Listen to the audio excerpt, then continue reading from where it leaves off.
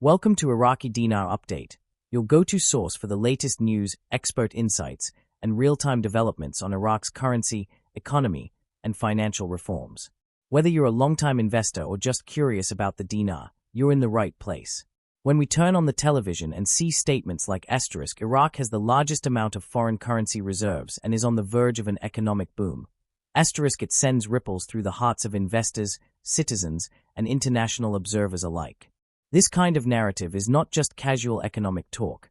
It represents the culmination of years of preparation, reform, financial tightening, and strategic planning by Iraq's monetary and fiscal institutions.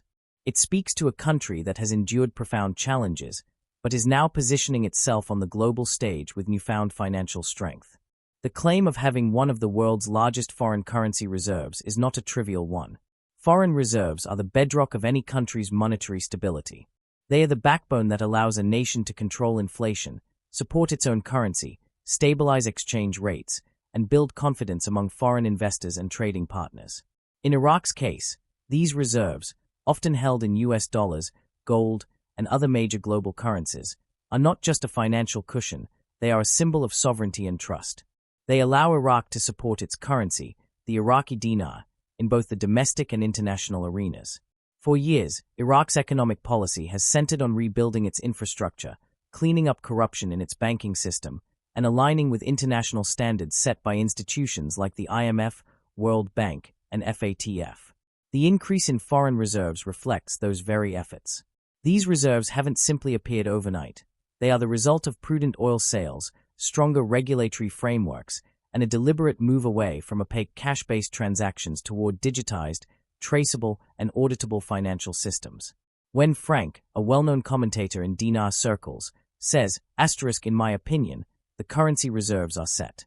They are primed for at least a $3.00 rate in order to float internationally. Is articulating a belief that Iraq's monetary foundation is now strong enough to support a much more valuable exchange rate. Frank is not merely throwing out numbers for shock value. He's making an inference based on economic fundamentals, historical precedent, and regional comparisons. Let's consider what a $3.00 rate would signify. Currently, the dinar is heavily undervalued on the international market due to years of instability, sanctions, war, and economic mismanagement. However, when compared to its historical rates, such as in the 1970s and 1980s when the Iraqi dinar was valued well above the US dollar, it becomes clear that a revaluation to $3.00 is not just wishful thinking. It could be a strategic recalibration to restore Iraq's currency to its rightful standing. Iraq is no longer the fractured, war-torn economy of decades past. It is modernizing. It is building digital banking capabilities. It is aligning with international financial systems. And most importantly, it has a plan to integrate its currency with the global economy. Floating the dinar doesn't mean Iraq loses control of its currency. It simply means the currency is allowed to find its natural value based on global supply and demand, under the watchful guidance of the central bank. This transition to a floating regime would mark Iraq's full re-entry into the global economy.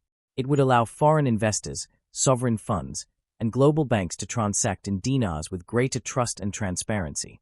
It would also allow for price discovery and true market valuation, things that cannot happen when a currency is artificially suppressed or pegged under tight controls. Now let's zoom in on the phrase *. They have the audacity or right to say Iraq is about to enter an economic boom. This is not just rhetoric. An economic boom implies rising GDP, decreasing unemployment, rising wages, increasing exports, foreign direct investment, real estate development, and expansion of consumer markets. For such a boom to be predicted credibly, the fundamentals must align.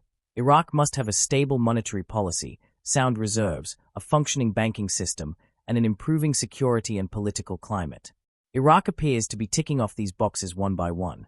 The launch of a digital payment ecosystem, reforms to the public financial management law, cooperation with Western and regional banks, and new trade agreements with neighbors all support the idea of an impending boom. Major corporations and governments are beginning to take Iraq seriously again.